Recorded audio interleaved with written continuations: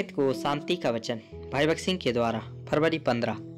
और उसने अपने चेलों की ओर हाथ बढ़ाकर कहा, देखो मेरी माता और मेरे भाई ये हैं। मत्ती रचित सुसमाचार 12 अध्याय 49 पद।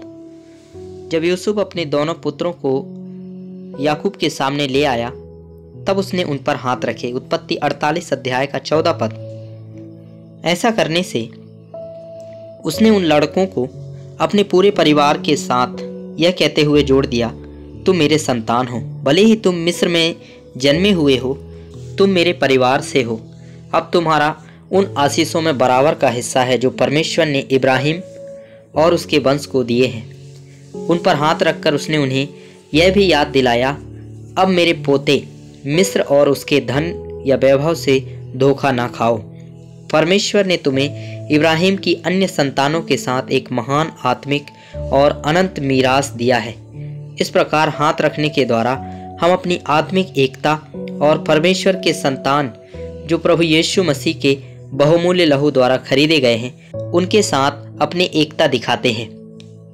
तुम्हारे नगर में बहुत से लोग हो सकते हैं, परंतु केवल वे ही तुम्हारे भाई और बहनें हैं जो प्रभु यीशु मसीह को जानते हैं।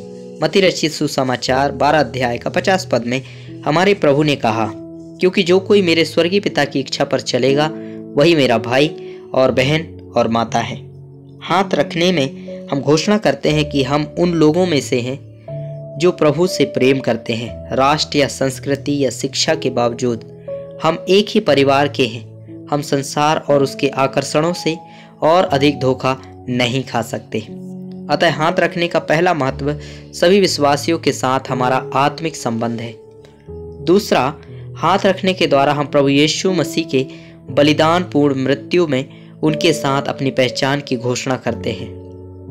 और वह अपना हाथ होम बलि पशु के सिर पर रखे और उसके लिए प्रायश्चित करना ग्रहण किया जाएगा। लेवी व्यवस्था 1 अध्याय 4 पद।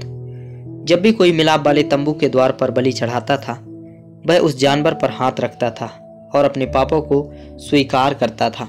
जानवर को तब मारा गया और वेदी पर चढ़ाया गया।